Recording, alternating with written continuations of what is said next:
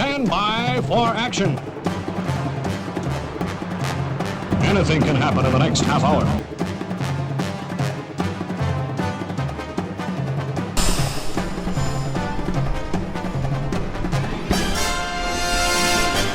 Oh my God! Look at the ground. Whoa!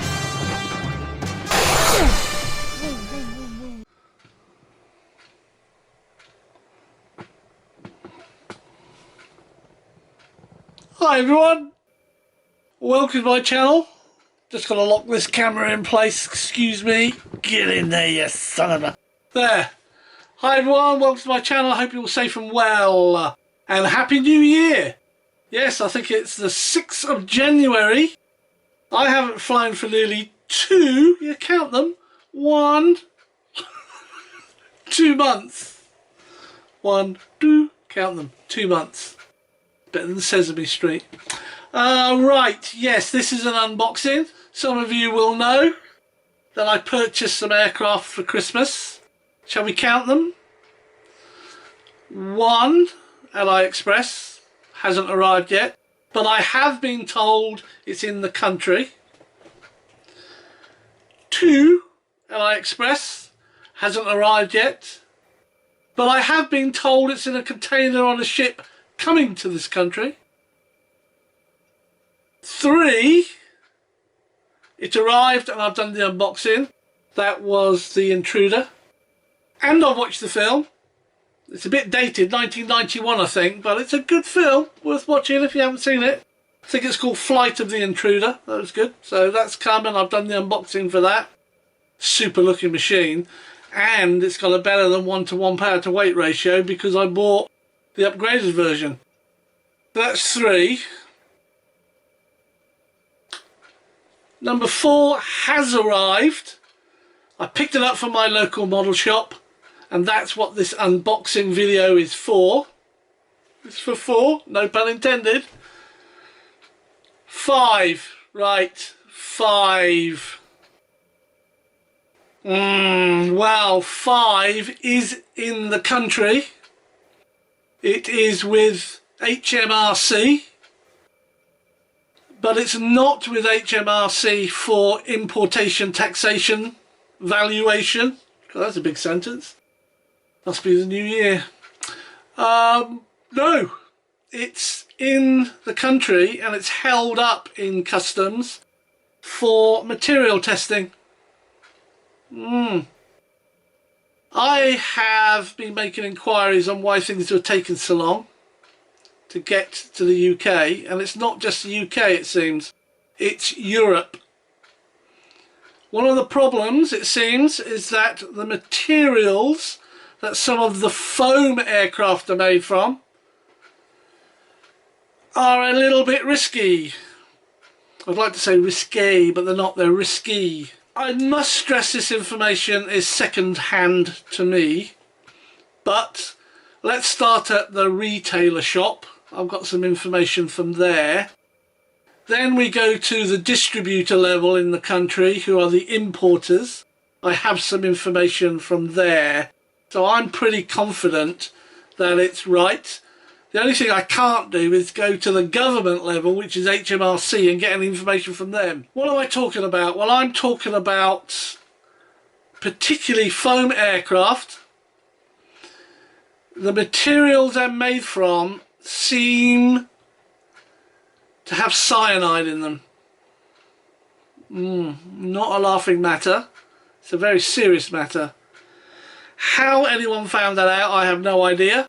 I've heard that some people became quite sick because they've had foam aircraft, they've flown them, they've crashed. This is recently, within the last 2-3 months. Those aircraft have either caught fire because of the LiPo, or, and I don't know why you would do this, the person that crashed the aircraft, or the people they're with, set fire to them, just for laughs, to burn them out. They became quite sick and ill.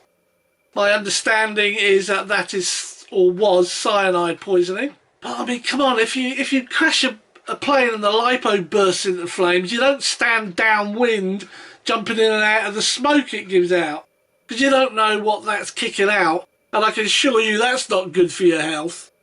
But anyway, this is what's happened.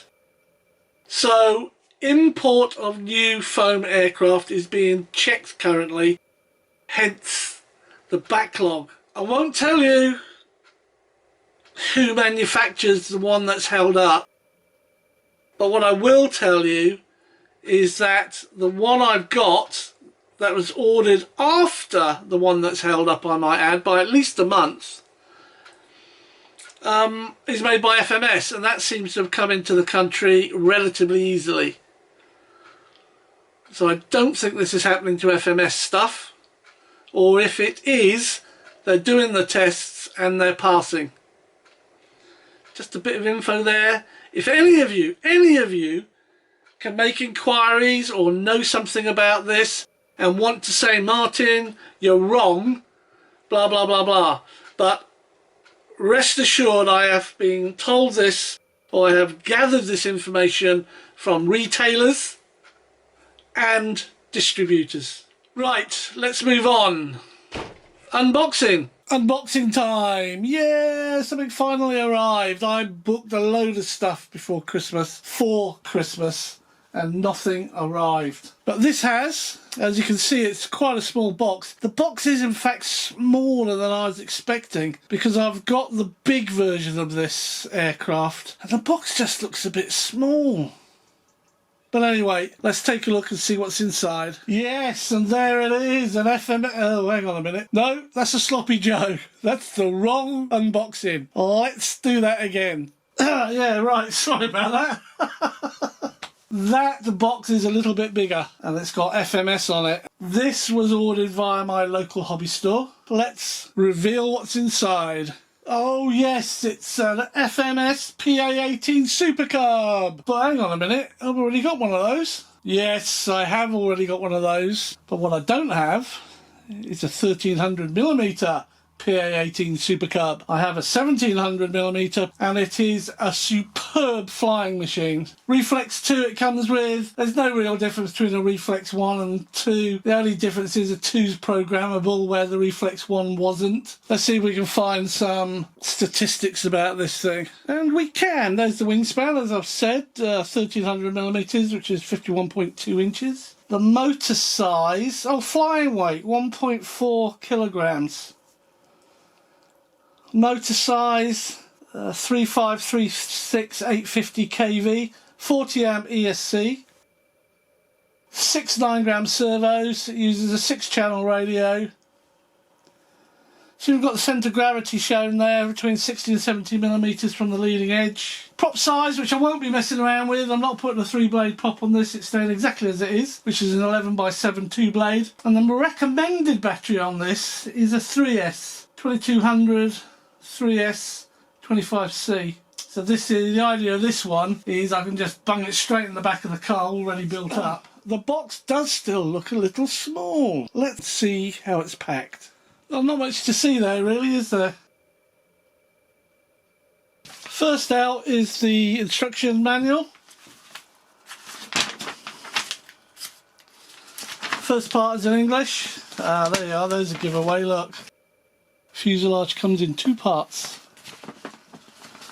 The glue-in's needed. Oh no, it's not, it's screwed. Wow. This is the Reflex instructions. English, German, French and Chinese. Yep. Looking at this, there is no gluing and it's all screwing. CMG, we've already mentioned that, 60 to 70 millimetres from the leading edge. There's your high-low rates. I always stick in a medium rate. In fact, I make my low rates the medium rates, then I stick a low rate in. Yeah.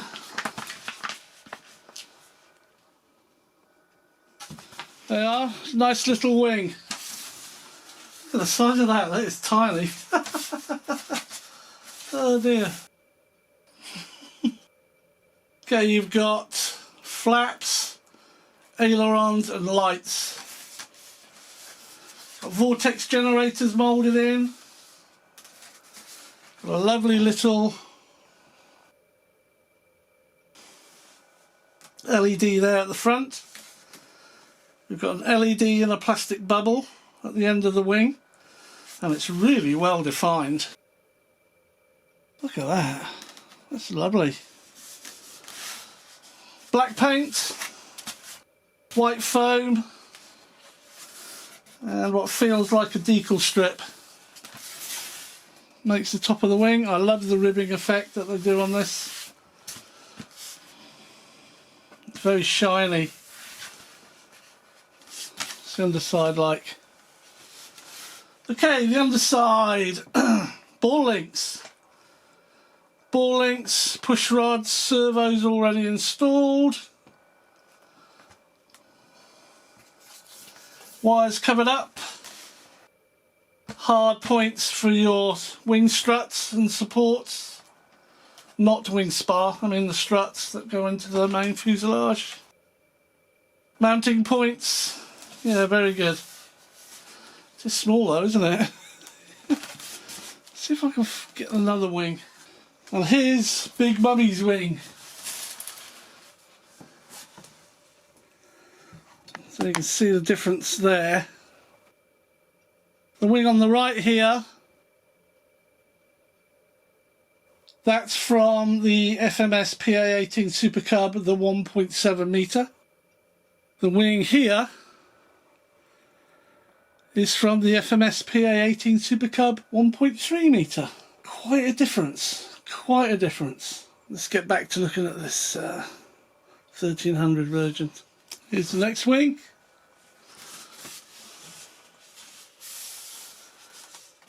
Again, the same LED at the end.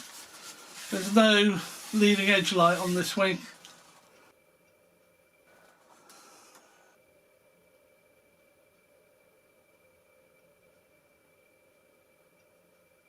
Some connectors, hard points, ball links, horns, push rods, servo arms, servos already installed. Yeah, screw on wing. Yeah, very nice. Wing spar. It's probably fiberglass, but it might not be. And we have a much smaller spar. I guess this is for the tailplane. Look at this packaging.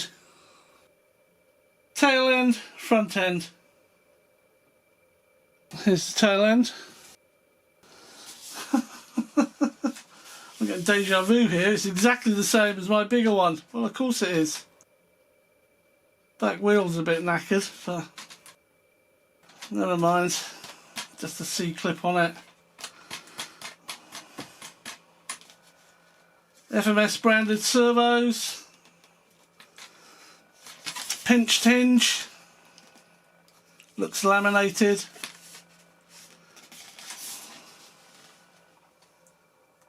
Rudder servo, horn, ball links. Look at the horn is that whole part there. Yeah, and then this is what, the backbone spar. You've got your elevator and rudder connectors, that goes into the fuselage, screwing into brass there, screwing into brass there. I should think that's quite a tight fit. And your tail end Charlie's in place. And here's the rest of it. It's so funny having the big one and then actually holding this. Well, you just couldn't do this with that big one. This is so convenient. Yeah. Looks complicated underneath, but it really isn't. You've got places for your wheels, your main landing gear, and you've got places should you go over to skis or... That's it.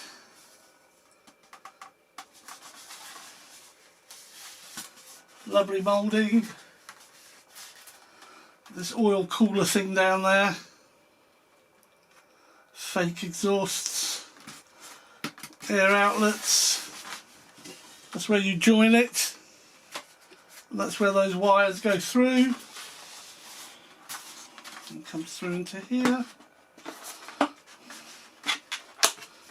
Yeah, that's nice. Don't know if you can see in there. What have we got in there? We've got a place for your battery, 2 straps, whether it will fit there or not I don't know. Got plenty of room up here in the nose if you need to move it forward. Connectors into the reflex unit. And then there are connections out of the reflex unit,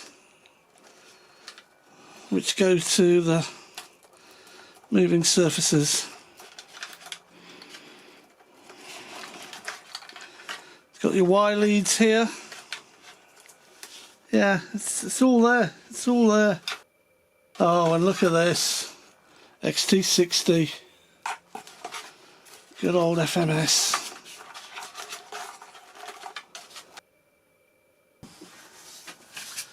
A plastic piece here.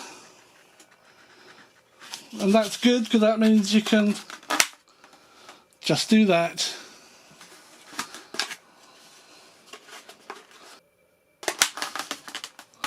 That's nice.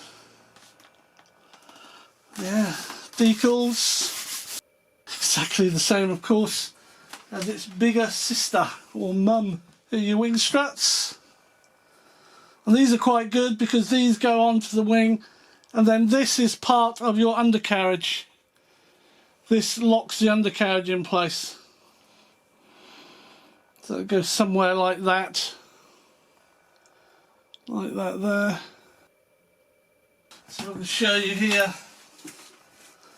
Yeah, use this one.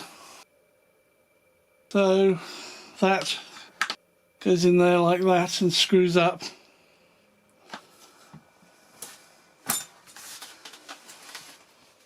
Just a plain white tailplane and elevator. Nice big joining area because it's got a single horn ball link. This is pushed together. I'm not going to try and do it now, but you can push that down, pull these apart, put the spar in, put it into the fuselage, and they click into place. That's really good. Here's the prop, 11x7. It's quite a big prop for it actually, 11x7. Put that up there. Reflex system, USB connector. Oh, we don't need that. Then here, oh look, it comes with a flat Y lead.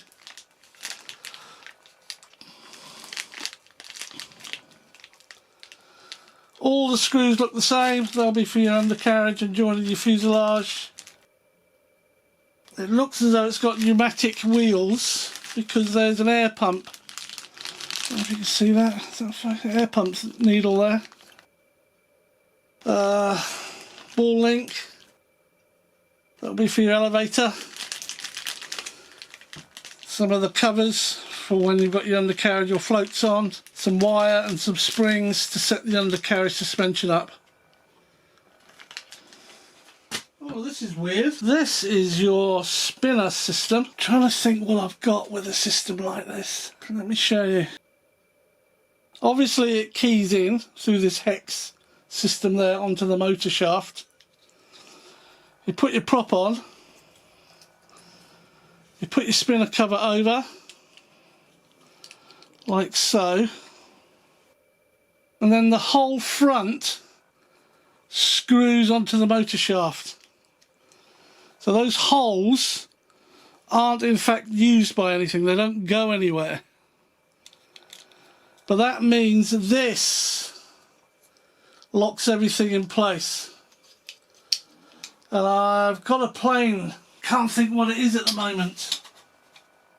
I have a plane that has that setup on the prop, and the prop came spinning off, so I had to use the red Loctite on it to lock it in place. I can't for the life of me think what it was. I think it might be the Skynetic Shrike.